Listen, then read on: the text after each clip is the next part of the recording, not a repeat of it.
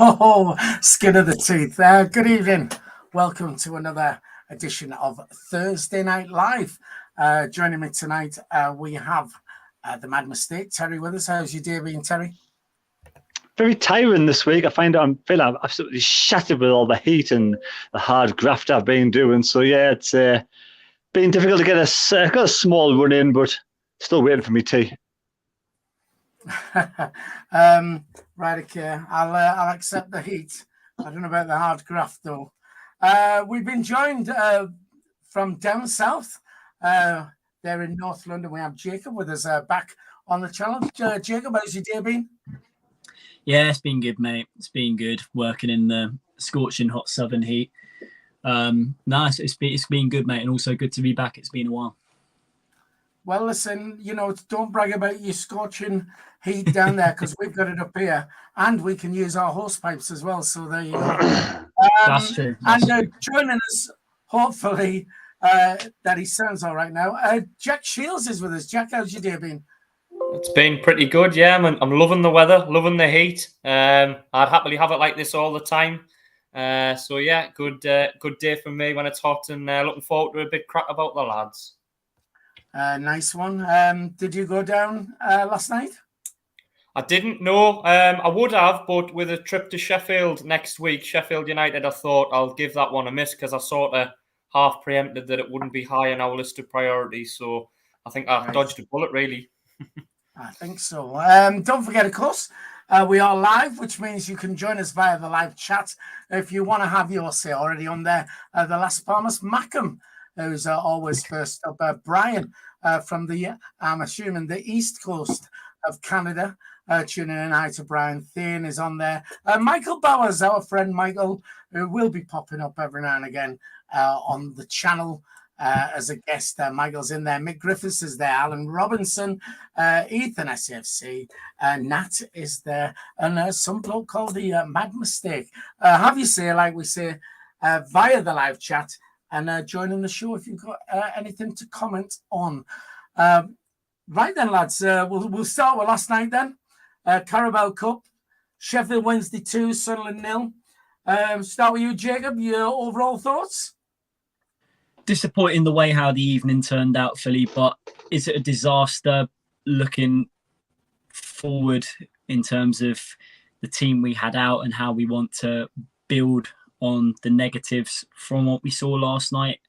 Is it a disaster? No, but at the same time, I think I was expecting a little bit more from some of the fringe players that Alex Neil decided to throw out last night. But it was disappointing just the way how the game panned out. And I think it's just clear it was definitely a statement made in terms of the team selection and also the way how Alex Neil managed the game by deciding not to, I think, throw on some of the experienced players, giving some of the kids a run out that we do need some experienced and more depth in the squad in terms of how to approach the rest of the transfer window, I'd say. But obviously that the young lads making their debuts, I wish them all the best. It's obviously, I really support that. The young lad from, I think it's Chesty Street, who came on towards the end. It's always nice to see young kids come on and make their debuts. But yeah, disappointing performance, but hopefully, we built. Listen, it was a competition. We got to the quarters in it last season, and obviously to be knocked out at this early stage, it's disappointing. But at the same time, we can build on from this. But hopefully, we address the problem and kick on. Okay, thanks, Jacob. Nat, who's on the chat, is actually a Sheffield Wednesday fan. Nat, who joined us quite a few times on the streams last season. I get both teams played a second team, but Sunderland offered no attacking threat, is what he's saying. Michael Bowers says beat QPR, and last night is all forgotten. The fact Alex Neil made 11 changes shows how low the Carabao Cup is on our list of priorities. Jack, your thoughts on the match last night? 2-0 defeat. Yeah, we didn't play well, did we? We seemed just a bit flat. I think Alex Neil's given a lot of fringe players an opportunity there to showcase what they're about and give them a chance to say, look, this is your platform now. Go and prove that you're good enough to be playing in the first team regularly. And I'm afraid not many of them did that, did they? Not many really covered themselves in any glory last night. I thought the only one who really showed a little bit was Jack Diamond, and he wasn't great. His kind of end product wasn't great. I thought he showed a lot of effort. He chased him down, and he was bang up for it in terms of his end product. 2 or 3 times he got in good positions and didn't do much with it. But other than him, I can't think of a single Sunderland player I can say even did remotely half well.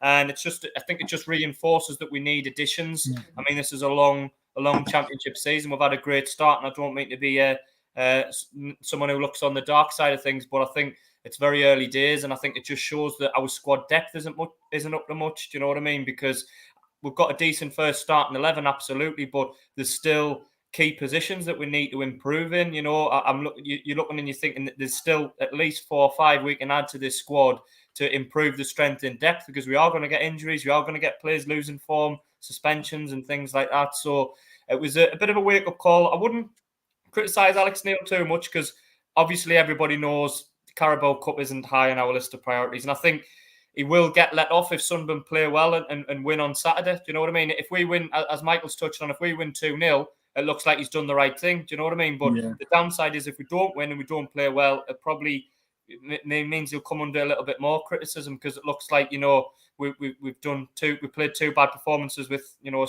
strong team on Saturday and then a weakened team on Wednesday. So as long as we win and we turn up on Saturday, I think it looks like it's a good decision. But yeah, it wasn't a great match, was it? Right. Nat, the Sheffield Wednesday fan, says he thought Hume played well last night. Red and White Army podcast, which is Bradley saying, just letting you all know Sheffield United tickets are back on the sale. People who want to make their way down there. Thane says QPR is more important than last night, but last night can't be forgotten. It showed so we need players. We will get onto that. Just before I come to you, Terry, 85 on the stream at the moment. 25 likes. If you just hit the thumbs up, take a second to do that. If you're watching on a mobile device and you have the live chat on, close out, you see the thumbs up, just smash that. And more importantly, we are looking for more subscribers. It's free to subscribe. Just hit the subscribe button. And we only need 2 more subscribers to hit our next landmark. So if 2 of you can do that as well, that would be superb. Terry, Sheffield Wednesday 2, Sunderland 0. Your thoughts? Yeah, I'm very disappointed in the way the players came across on the game, the way the players sort of applied themselves in the game. It was their chance to really try and, you know, show Alex Neil that they're there for the, you know, they want to be in the championship, they want to be sort of on the subs bench pushing for the first team. And it's just blatantly obvious how sort of we're lacking players, strength and depth, everybody said so far. We've got a good team and we've got a poor team. So we've got a good 11, but after that 11, there's not many others can really step up into the... I mean, they may get 1 or 2 who can fit in, and the other 10 might sort of bring that player on a little bit, the likes of maybe your Trey Hume or your Roberts and Embleton, of course. But last night, playing together in that team, in that system, they're like 11 strangers. You know, there was just no cohesion. Winchester couldn't find a man. He was passing backwards. People saying he's a crab. Wasn't even a crab. Couldn't pass sideways. He was passing backwards. Yes? See, this is it. See, it's difficult for me to comment on it because I was at work last night. So, but I had it on my phone in the DJ stand. So I was watching it as much as I could. And you call yourself a grafter? Well, I am a grafter, but I'm like, the woman in me means I'm a bit of a multitasker as well.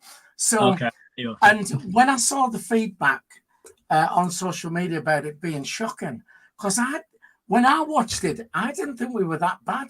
And I thought, I mean, the reason I cut in on you there, Terry, was I thought Winchester seemed to have not a bad game.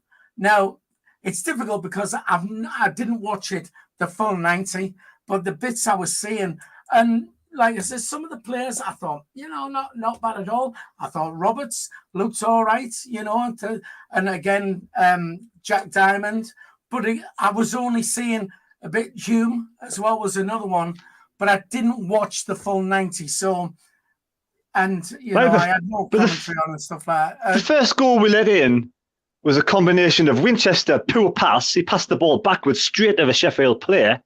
Then when Adrian had the ball outside the penalty box, Roberts had to stand up really against the lad, and he wouldn't get the shot off. But no, it was running around like a headless chicken. He just didn't know what to do. He looked absolutely pathetic and clueless. He should have just stood up to him and made him pass the ball, simple as, but he didn't do that. So there's 2 players straight away. And Diamond, for me, Diamond knows he's in the shop window.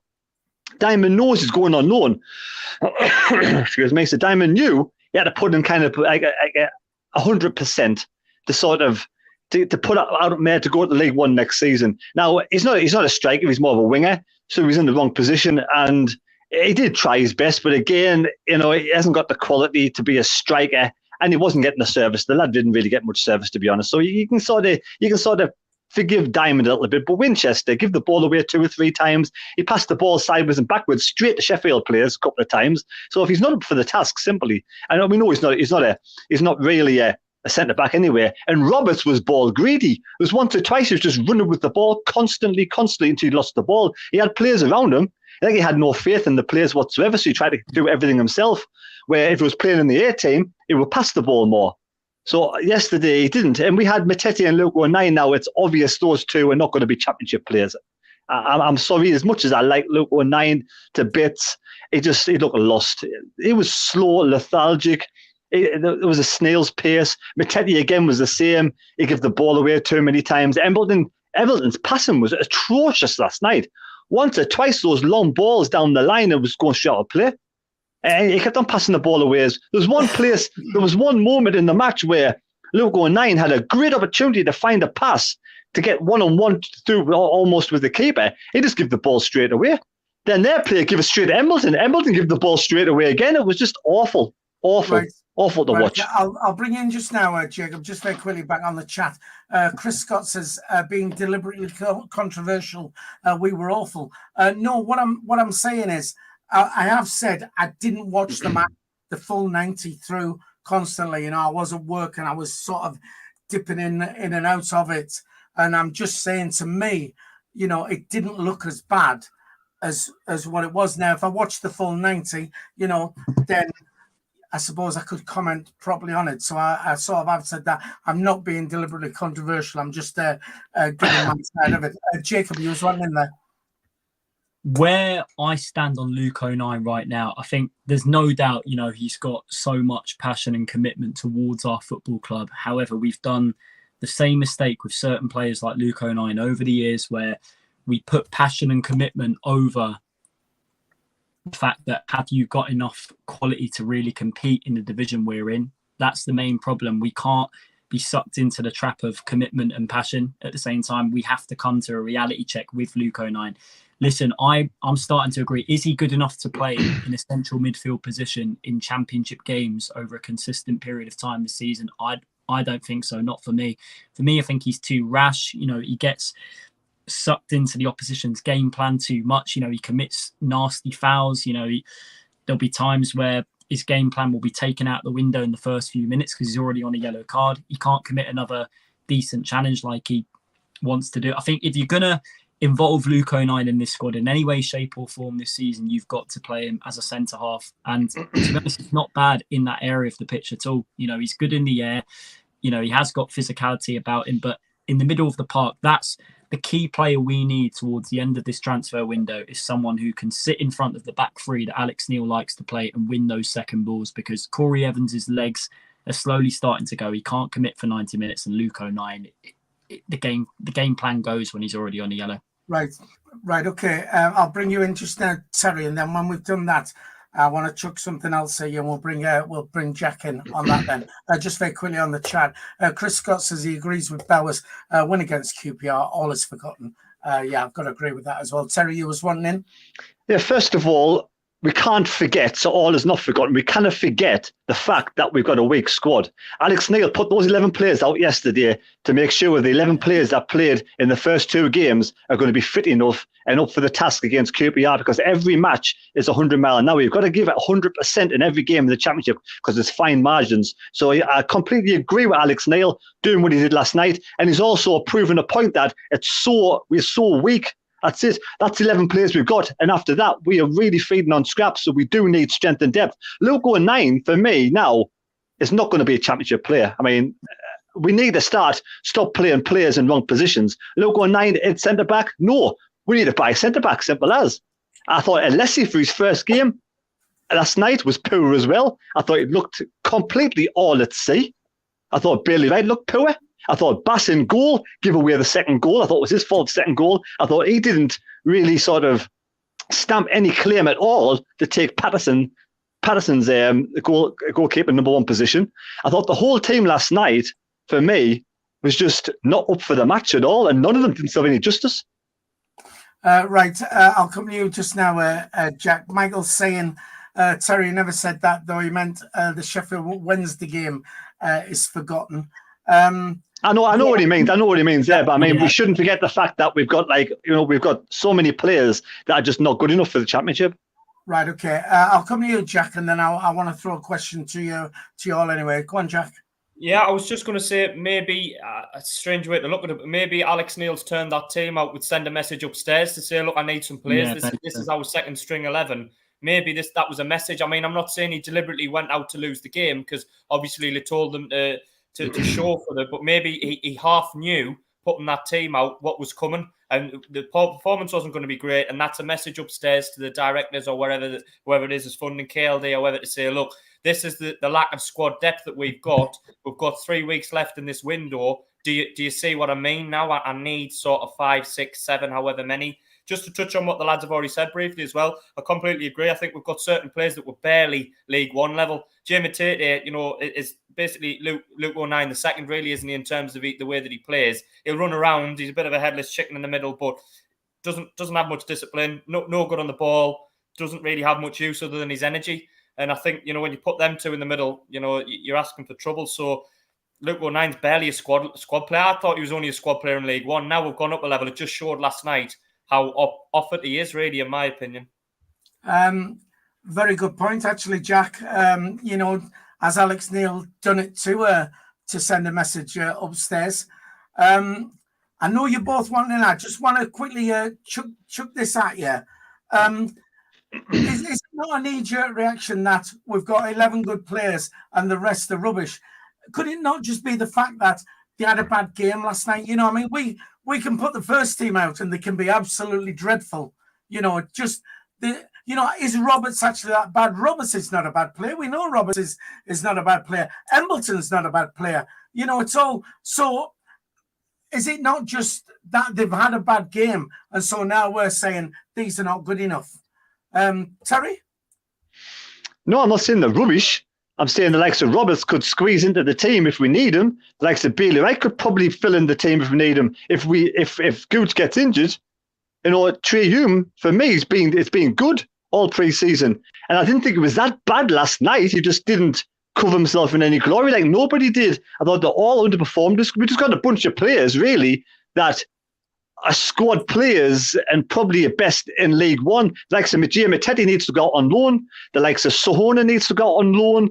The likes of, I would say, Jack Diamond needs to go out on loan. And we need to probably get rid of one or two players that, because Luke O'Nien we all like because he's a happy chappy and he loves the club debates.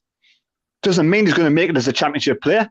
And it's now we need to start to bring in some quality championship players because we stepped up to another level now. So, they're not rubbish players. They're good at a certain level. So some of them are not going to cut it in the championship. Right, okay. I mean, you're saying about Diamond going out on loan there. A few people on the chat say, here, Sirius says, Diamond was his player looked good. The rest was awful. Patrick is saying, Diamond, the only Diamond on the pitch. It was certainly the best. And you're... Well, let's face the fact. We're playing a Sheffield Wednesday team in League One who played 8 changes from their first team that plays in League One. So we've got to remember, yes, Diamond looked good against the League One side that had made 8 changes.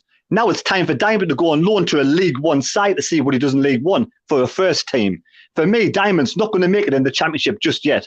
So he needs to go on loan to play, for a first team in League One against League One opposition. Because he played against the reserve League One side last night. And I want to give congratulations to Sheffield Wednesday for winning last night. They were the better side on the night and they wanted it more than our players. Right, okay. Hand it down to you, Jacob. I mean, was it just that, they had a bad game? Are the players in that 11 what played last night as bad as we're making out?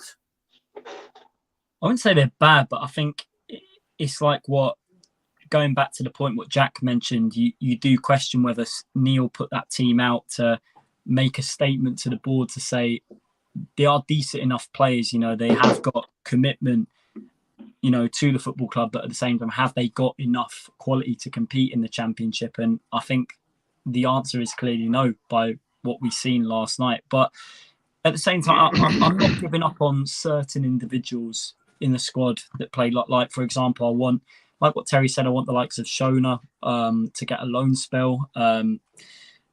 Potentially, Jay Matete, I know he's come under a lot of criticism lately in the games that we have seen him play, but I don't know. I think he's still a young lad.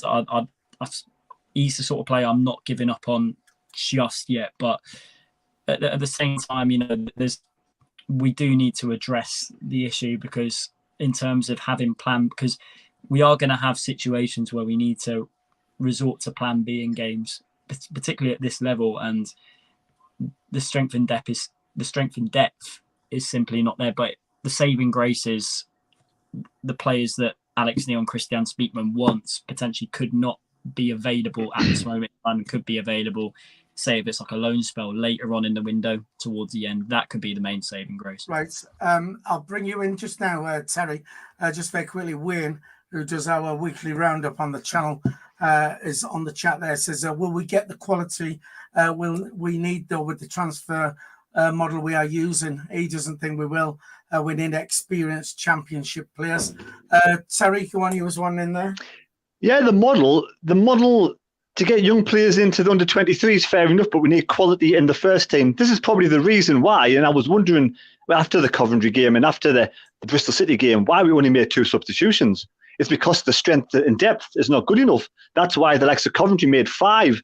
Bristol City probably made about 5 substitutions, and we could only barely make 2. It's because the quality isn't there, and Alex Neil knows the quality isn't there, that he's relying on his first 11 to be 100% fit to be able to last the whole of the match. But if 1 or 2 of those pick up niggles, it's going to start to be in trouble. We need to get some players in ASAP, and Speakman really needs to do his job now.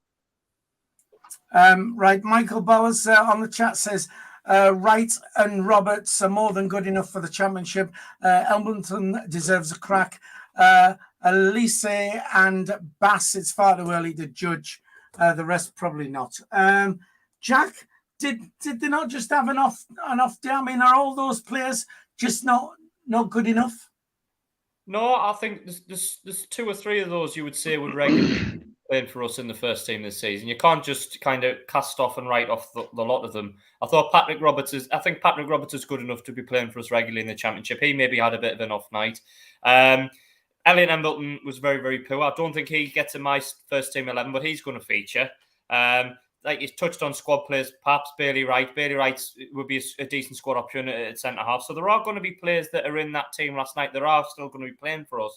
But it just showed you that regularly, I was starting 11. None of those really, bar Roberts maybe, would get in the starting 11. And the other ones, that was a chance for them to show that they are good enough, and they just didn't. Do you know what I mean? So I think it just raises huge issues about our squad depth and what our strategy is. I think it's okay going down the young market, but you do need to blend it in with a mix of experience as well and quality. You know, it's easy for us to say they've probably got targets that they're identified that are difficult to get. So I appreciate we don't know what's going on behind the scenes. It might be a case of we've got players that we want and we're struggling to attract them. Do you know what I mean? We're struggling to get them in, that were the ones that we want. So I don't think Alex Neil's the type to just sign anybody. I think he's the type to know his own mind. He'll have a list of players and positions that he needs, and he's not budging from that. So I think it just shows that, 2 or 3 did have an off day, but it just raises questions about what we're going to be like for the full season. Right, okay. Back to the chat. Steels McD says, where was Diaku yesterday? Wayne has answered that, saying he was injured. He did have a knock, apparently. The Casual Observer says, Sonna will never make the first team player. Absolutely anonymous. And looks like he's struggled in the Wearside League. Okay, then let me chuck this out to you. I know they'll never admit to this, but did we lose the game on purpose? Jacob? You can never say things like that, really. Well, they're never going. listen, No, I think- they're never going to come out and say we lost it on purpose. But I mean, No. But I mean, if Alex Neil has been clever, like Jack says, and done that to send a message to the powers that be, he doesn't want to put that team out and then the team go and win as well. Otherwise it lessens the effect of it. So, I mean, your thoughts on it? But the thing is, even if we did get through, he would have done the exact same thing in the next round, whoever team we got, really. So, but even if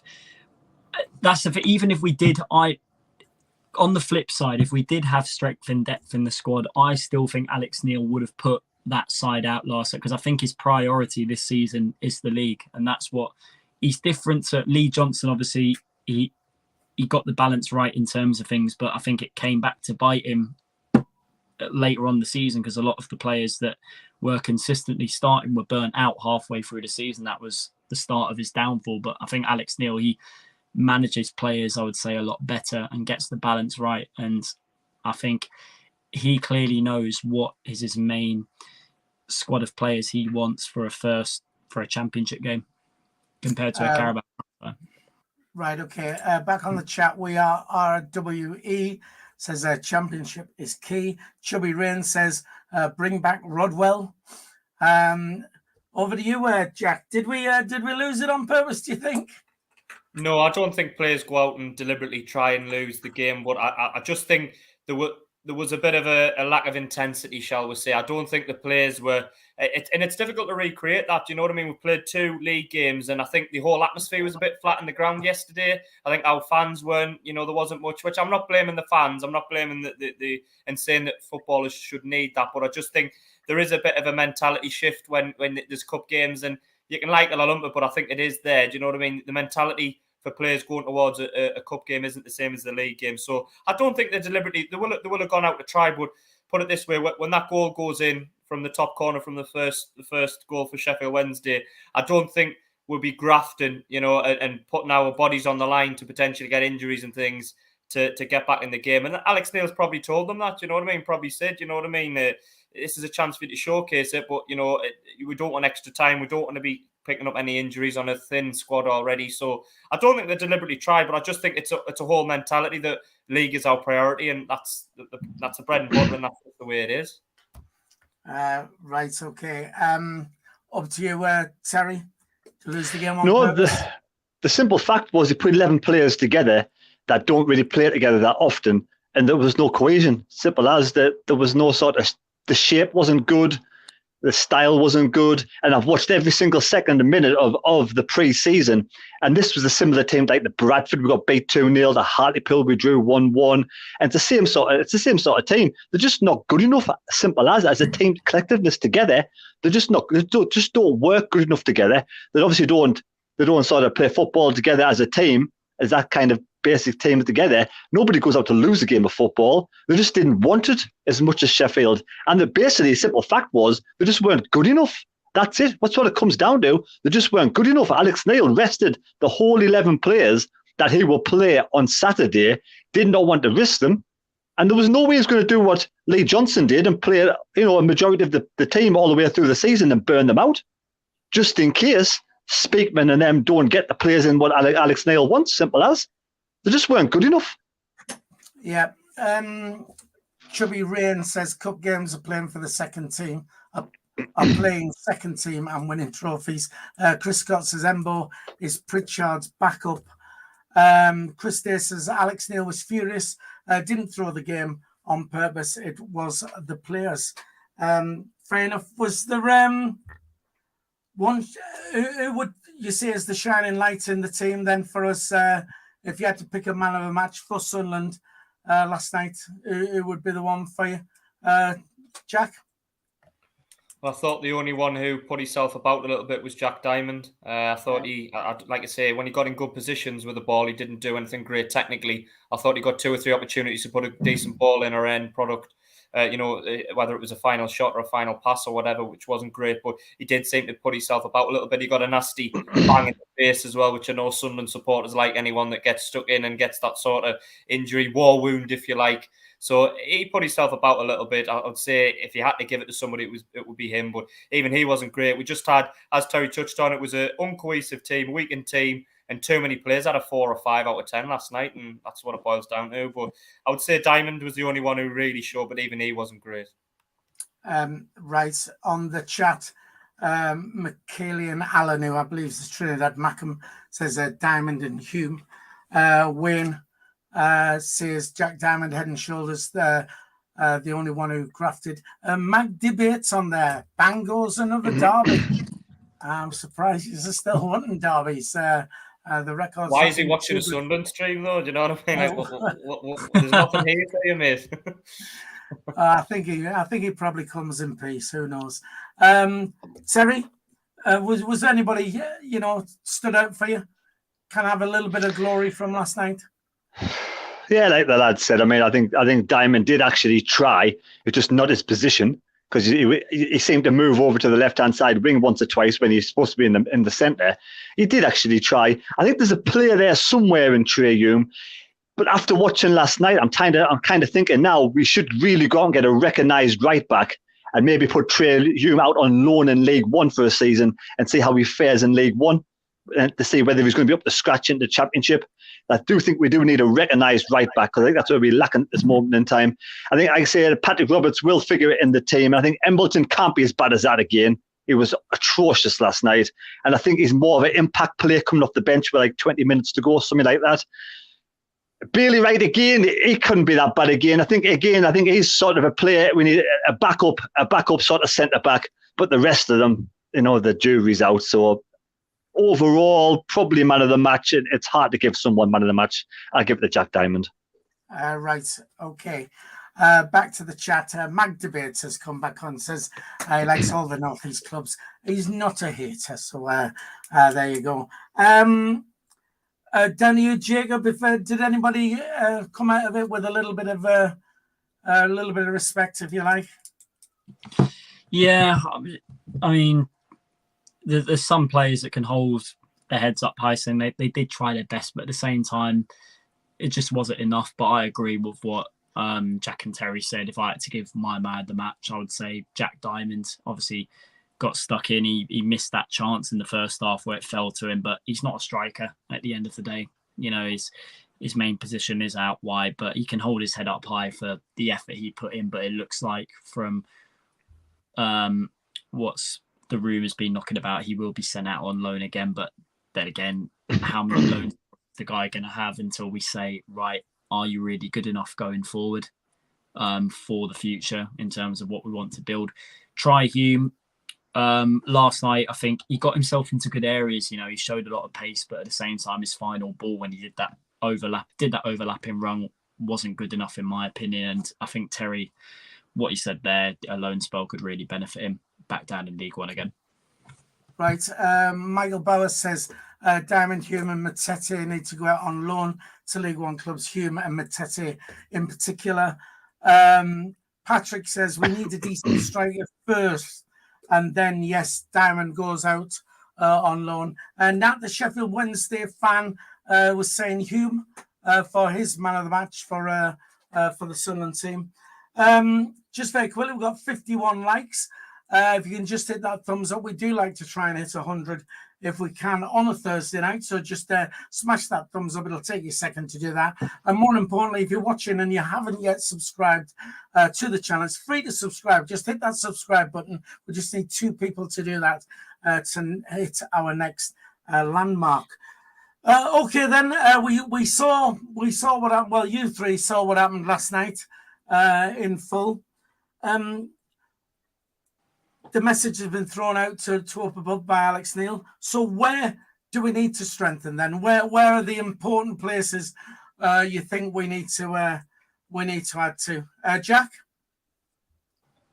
I think we're definitely missing someone in the middle of the park. I think it was Jacob touched on it earlier. I think we're definitely missing someone in the centre mid position. Whether or not it's someone to sit deep, or maybe even both, maybe two positions. Because the position I was looking at was like a bit of a tall, athletic midfielder with a bit of legs to get up and down. Do you know what I mean? Up and down the pitch from box to box. I think we're missing somebody like that in the middle, absolutely. Because a lot of games do, even at this level, seem to be a bit scrappy, and winning possession, winning second balls, and then building from there seems to be the way to go. Nobody plays brilliant, eye-catching, wonderful football at this level. A lot of it is, winning possession and then building from there, and counter-attacking and things like that. So I definitely think we need someone in the middle of the park, and just a few key positions as well. I still think, we watched the backup keeper last night. I didn't think much to him. So I think we're still short of an experienced goalkeeper. Whether or not he comes in a third place role, or number one or number two as backup or training role, I don't know, but I still think we're missing an experienced goalkeeper. I think we're missing probably one full back at the very least as well, whether you pick a right back or a left back, or a player that does both. I still think we could do with a bit of coverage on there. And I think we're missing someone behind the striker. You could even argue like a third out-and-out striker, or certainly a third striker, but a different type of striker. We've got Stewart and Sims are both tall players. Maybe someone in and around the box a little bit more, one of those type striker, a bit of a poacher, someone to maybe play off both of them. Someone is like an attacking mid, not necessarily in the same position as Alex Pritchard. Someone who's got a bit more of an eye for goal. I think those are the positions I would look to. Right, on the chat, just very quickly, Michaelian Allen says he would rather Winchester be in midfield and 09 at centre-back. Ethan SAFC says we're missing a Lee Catamol. Terry, where do we need to strengthen most then, do you think? Yeah, I think Niall Huggins is out on the grass this week. I think it's his first step on the grass to training again. So I don't know how many weeks away that progression's going to be, but we've only got Cirkin as left back, or as the left side centre back. Now, Clark's done well as left wing back. So for me, the most we need to strengthen really is going to be on the right hand side. So someone who can replace Gooch or Trey Young, someone to come in there as an experienced player on the right hand side. That seems to be a bit lacking, because we were seeing a bit out of position once or twice last week against Bristol City on that side. Exactly what Jack said. We need another midfielder, a strong midfielder who actually put a decent challenge in, unlike one or two of our players. Like, Luke O'Nien just goes in like a headless chicken. Matete does the same, and Corey Evans picked up a yellow card in the first minute of the game on last Saturday. But to his due, he did play better and did do well not to get sent off for the last 89 minutes of the game. So another midfielder, another striker. Now, whether that's an experienced striker coming in who's done the majority of his career, but now is going to be a backup striker, or whether that's going to be a young striker coming in, definitely another striker. So for me, a right back, striker, centre midfielder, another centre back, definitely another centre back. Because for what I saw from Alessi and Wright last night, we do need another one just in case. I thought Ballard and Bart do look good. And second to all, to give him his due, he's not a centre-back, he's a left-back, but he's done all right in the position he's been in. So another centre-back, and again, an experienced keeper. Now, whether we're going to go and throw money around and get in 5 players between now and 2 weeks away, it does look highly unlikely, to be honest. So I'm getting a bit worried, to be honest. Okay, just very quickly, back to the chat. Thane says about last night, these players not done themselves any favours, especially if they wanted to break into the first team, which is sort of what we're saying. You'd expect them to sort of be breaking the neck to try and get in there. Jacob, it's shown that we need more strength in depth. What positions do you think priority for us? Definitely what Terry was saying about a central midfield player, someone who can, win a lot of aerial challenges, get stuck in, but has got good technical ability on the ball as well, quick turn of pace. We need that middle of the park, someone who's going to sit in deep and also protect the back three that Alex Neil likes to play. A wide player, I would say, potentially on the left or right hand side, who is a winger but also can play as a wing back as well, that's got pace, but also more importantly can deliver a decent ball if we're going to go with the two with Sims and Stewart that can get the service into them, and a backup striker, I'd say, to Sims or Stewart if one of them two gets injured as well. But I would be all in favour also with with an experienced keeper. I think last night he was okay. Remind me who he got in from Portsmouth, but obviously he did make the mistake that led to their second goal. Alex, but yeah, if we have some, I know we were linked with John Ruddy earlier on in the window, someone of that caliber. I'm not saying him, but along that route, just have a little bit more reassurance to Patterson. He did give away the second goal. I mean, it was like a fish out of water. We're not even going to get a laugh for that, like. What worries me as well is that if something happens to Pritchard, who comes into Pritchard's position? Because for me, he's the key player for the season, and he has a lot of injuries in the past. I don't know when he's gotten a full season. The last time he's had a full season in. For me, Embleton isn't up to play at the start of a full match behind to replace Pritchard. So that could be another area. Would Roberts fit into there? I'm not sure. Right, okay, I'll bring you in just now, Jack. Michaelian Allen says, had Niall Huggins not got injured, he would definitely be championship ready this season. Was it you, Terry, was saying, but is it him who's back on the grass anyway at the moment? Yeah, Niall Huggins this week apparently is back on the grass.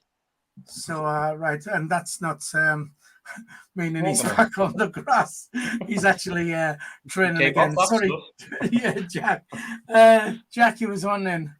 Yeah, I was just agreeing with what Terry says. I think Pritchard's key to the way that we play. He's our main creative force. He's the main one to feed the goals. Most assists this season are going to come from Alex Pritchard. You know what I mean? So I think that's where I was talking about, like a different type of player. I'm not saying, you get someone indirectly like him, but like someone maybe a striker / attacking midfield player, someone that can maybe play off. If we're going to put Stewart or Sims up top, put someone to play off him that can maybe drop into the striking role as well. Do you know what I mean? Someone of that nature, just a different type of striker. You know what I mean? Someone that can play a little bit of a different role to Stewart and Sims. Yeah, well, Thane on the chat there says no Pritchard, no creativity, which is the problem. Nailed in one. Go on, Terry. Sorry. The problem if we try and put Embleton where Pritchard is, Embleton hasn't got the skill of Pritchard, and if Roberts goes there, Roberts is too greedy and doesn't have the sort of foresight that Pritchard has, because Pritchard can find a pass, and if Pritchard's, he's not selfish. You know what I mean? He'll find the pass. He'd rather play for the team rather than himself. I think Pritchard's best when he's got a bit of space on the wing to dribble and commit plays, whereas I don't think he's going to get that in the middle. Do you know what I mean? Because there's not going to be enough space for him. I think Pritchard's best when you get the ball wide and he can dribble and have a go at it. Do you know what I mean? So, sorry, not Pritchard. I'm talking about Roberts. I meant Patrick Roberts. I'm talking about Pritchard. Sorry, Patrick Roberts. That was who I was talking about.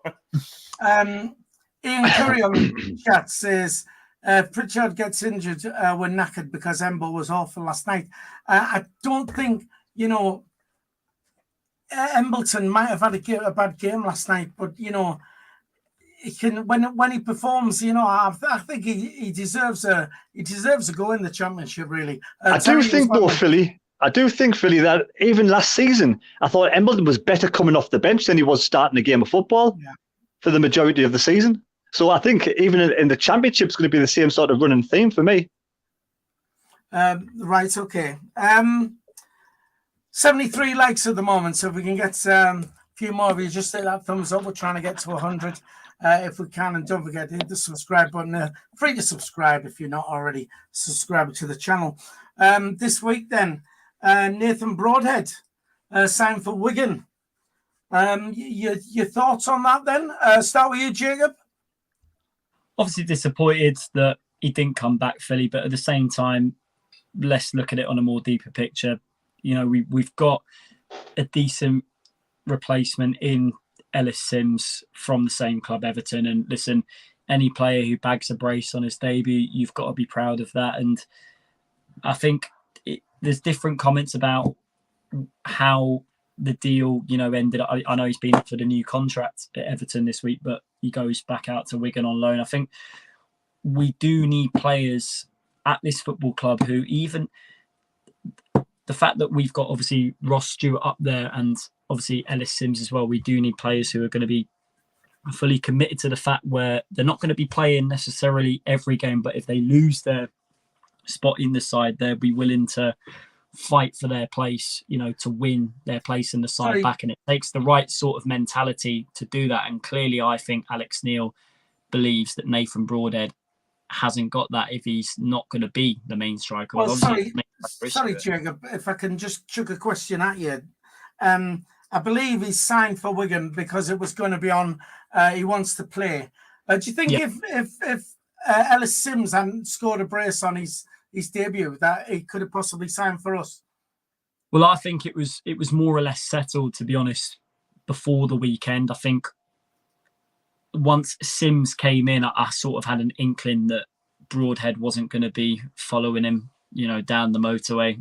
Sorry, up the motorway from Liverpool to Wearside. I think some people, I would say, are slightly overreacting to it. I think, listen, there's no doubt that he was a key player for us last season, but take into account, his injury record as well. I believe if we didn't have the injury problems with Nathan Broadhead last season, we potentially would have finished even higher than what we did. So it's one of those things as well. And I think the club clearly thought that they don't want to take a risk with someone who is injury prone at a higher level. And obviously we've gone for Ellis Sims, and listen, it's backfired. Any striker who scores 2 on their debut, you've got to say well done to the recruitment team.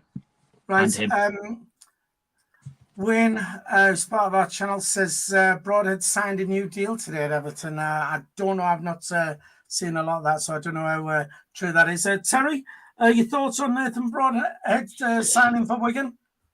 Just my personal opinion. I think if Broadhead hadn't have been injury prone, it'd be a Sunderland player right now. That's just what I feel. I think that Alex Neil didn't fancy a season where it's going to be a question mark over whether he's going to be fit.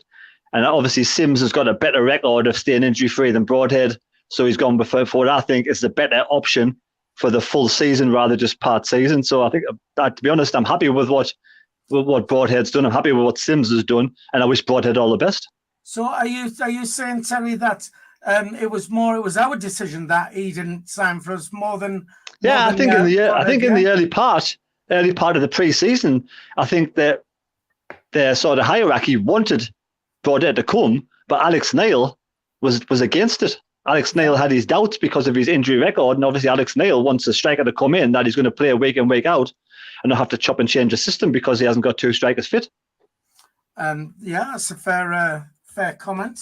Not something I'd actually thought about, to be honest. Mick Griffiths, friend of the show, says, I'm not disappointed about Broadhead going to Wigan. He'll be injured again for most of the season. Jack, your thoughts on Broadhead signing for Wigan?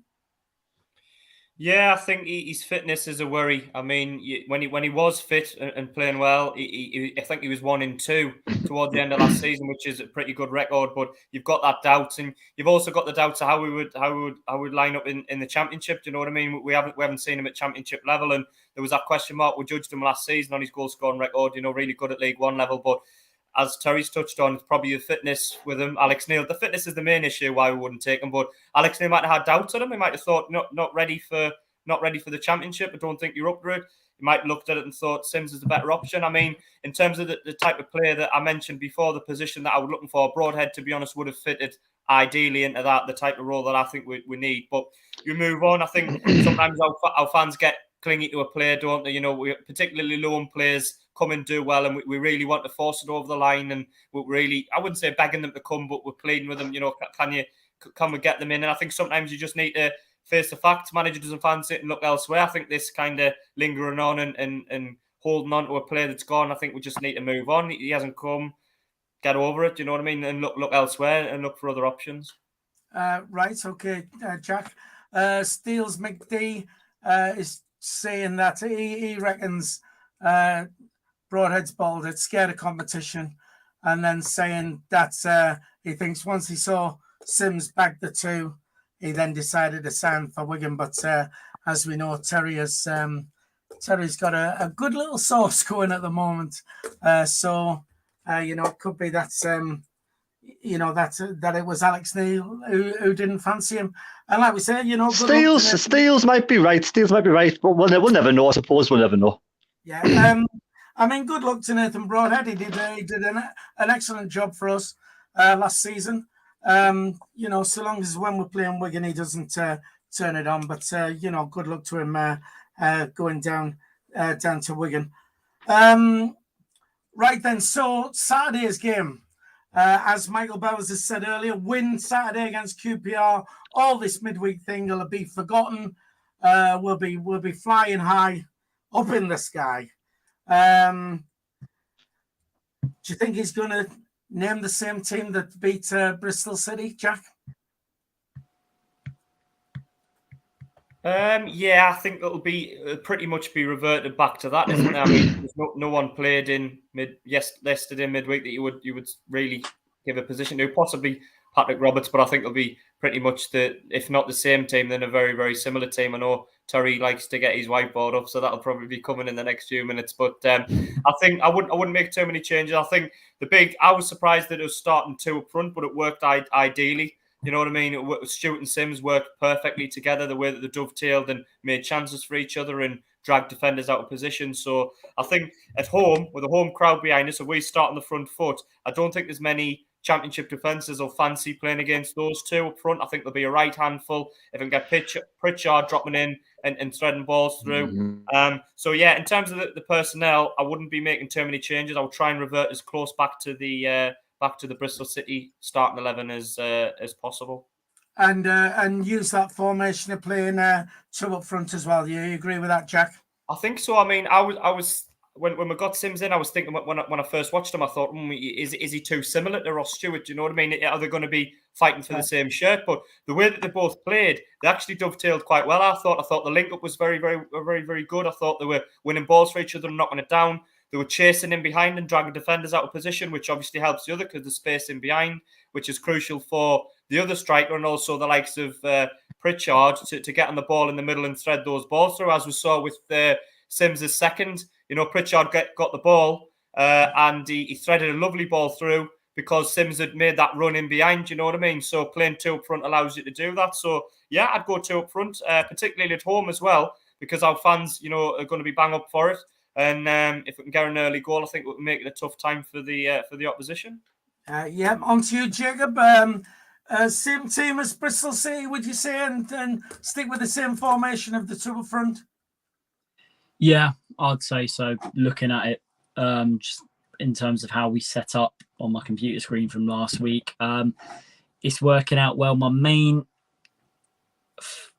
concern right now, though, is just tighten it up at the back just a little bit more. I mean, potentially, I think considering Bailey Wright got some minutes on Tuesday, could, if it works in our favour, we did this a few times, easing him back in towards the beginning of last season, you know, throwing him on for the final couple of minutes, you know, to see out the game if it's working in our favour to win those second balls and, you know, really command the back line. But yeah, like Jack said, you know, on an attacking point of view, if it's not broken, don't fix it. And clearly with the 2 up front, considering the fact that we're at home as well, you know, we need to use that to our advantage. And Jack Clark, I wasn't a fan of him initially playing as a left wing back, but on an attacking point of view, he did very well last week, got into good areas, you know, did the overlapping runs, communicated well with Pritchard in terms of who was going to cross the ball in for Stewart and Sims. And yeah, you know, let's stick with it. And if it's needing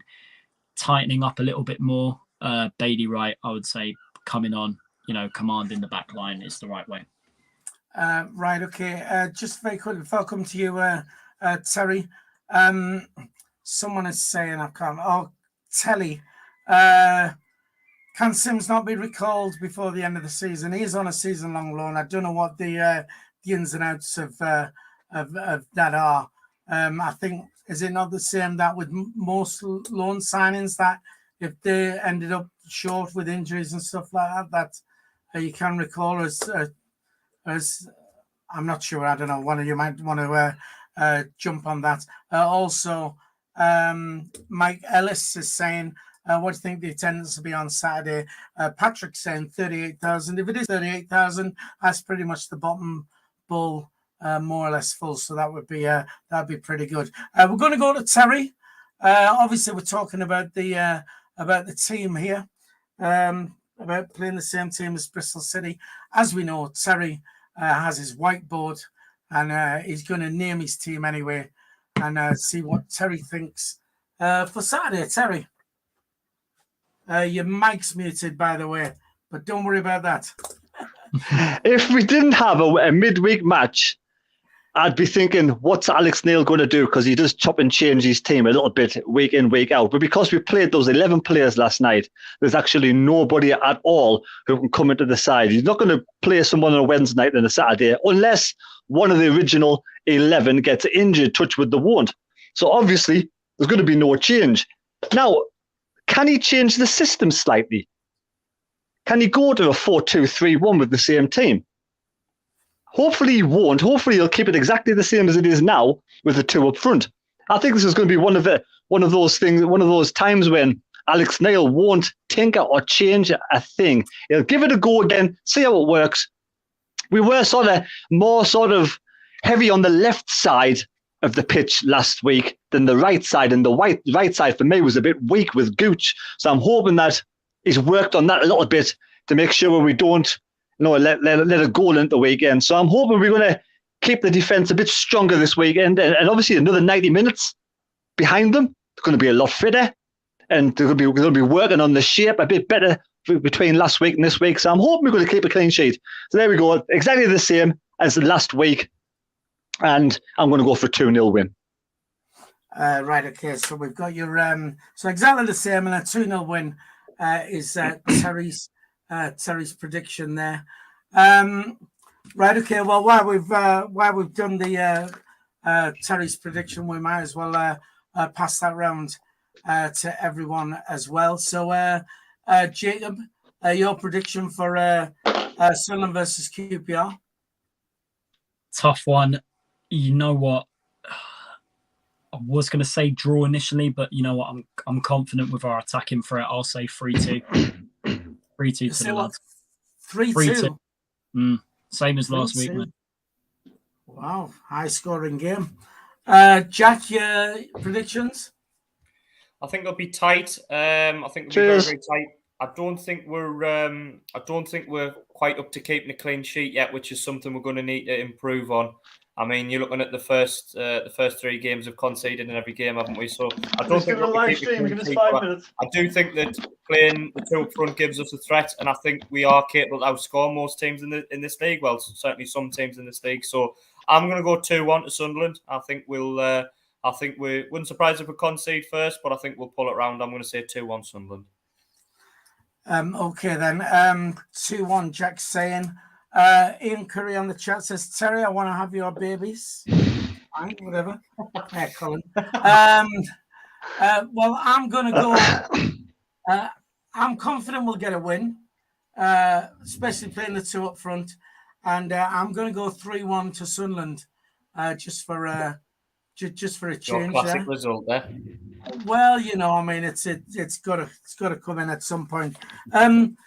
Just very quickly then, QPR are not a bad side. So let me quickly chuck it around. We are running out of time, but would you be really disappointed with a draw then, Terry? No, not really. No, I think QPR finished one place above Coventry last season, scored the same goals as Coventry, led in the same goals as Coventry, +1, similar style. I think it'll be every match. It's going to be a tough game. I'm just hoping we get the 3 points, but a draw, it wouldn't be the end of the world, no. Yeah, Jacob. Sorry, what was that, Terry? Philly, my audio cut out a little bit there. Whatever. You just weren't paying attention, but that doesn't matter. We'll brush No. that. Would you be that disappointed with a draw? No. Listen, it's early life back into a league we've not been in for 4 years, even though it would be more ideal to get wins at this stage. A draw won't be disastrous, but obviously we would like to get 3 points on Saturday. Right, okay. On you, Jack, would you be disappointed if it was a draw? I would be a little bit, to be honest, because we've got a tough run coming up. I mean, normally I would say any point's a decent point, but I'm thinking we're at home. Mm-hmm. I think QPR are going to be bottom half this season, in my opinion.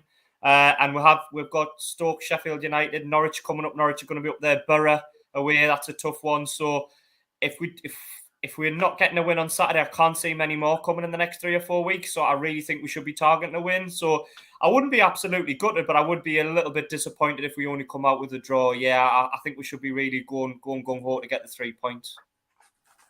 Right, okay. I've got to say I would be very disappointed with a draw myself. I just think we're on that little roll, and those two up front, I think Sims will just, I mean, imagine Sims coming back now to play in front of, 38,000 people or whatever. He's done it away from home. I mean, he's going to get hell of a reception. God, he's going to be fired up for that. So, I am confident for a win. I would be disappointed with a draw. Yes, quickly, Terry. And he's joint leading goal scorer at the moment. Oh, there you go then. And we're second in the league. And right, Patrick says Manoni would be class to get back. We're saying we won't pay his wages. Right, we're not going to. There was a couple of other things we're going to touch on. Club shop ticket. There's been a couple of things going on with the ticket offers again. As you can see, I've got the away top, but again, we'll not go into that. We've run out of time, so thanks for tuning in. We will be back on Sunday with the Sunday Bunch live from the Wheat Chief. But thanks for tuning in. Terry, would you just like to say bye to everybody? Goodbye to everybody. There you go. And Jacob Dancerf, just say bye, please. See you later, lads and lasses. Right, and Jack, your normal sign off. Yeah, see you later, boys and girls this time, because we're with Jacob, so Jacob doesn't usually say that. Yeah. See you later, boys and girls. Yeah, Jacob trying to muscle in on your little exit there. Just very quickly, look, if we get another 14 people to hit the thumbs up, that'll hit the 100. Please remember to like, share, and subscribe to the channel. It's free to subscribe as well. Please do that. It will help us out immensely. And if you're a member of the channel, don't forget you can see your name as it comes up in the credits at the end. Thanks for tuning in. We'll see you on Sunday. Thanks very much. See you later. Bye-bye.